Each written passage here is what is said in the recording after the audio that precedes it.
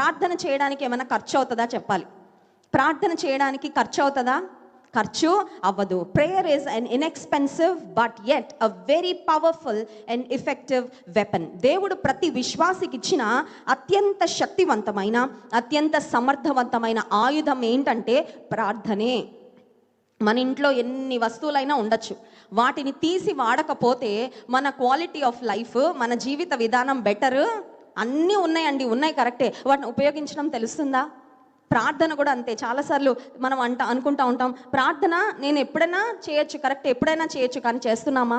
చేయవలసినంతగా చేస్తున్నామా? పట్టుదల కలిగి ప్రార్థన చేస్తున్నామా? విసుగక ప్రార్థిస్తున్నామా? మెలకువగా ఉండి ప్రార్థిస్తున్నామా? దేవుని సన్నిధిలో విశ్వాసముతో ప్రార్థిస్తున్నామా? సహనం కలిగి ప్రార్థిస్తున్నామా? దేవుని కార్యాల కొరకు ఎదురు చూస్తూ ప్రార్థిస్తున్నామా? చాలాసార్లు అక్కడే కొరత అయిపోతూ ఉంటుంది.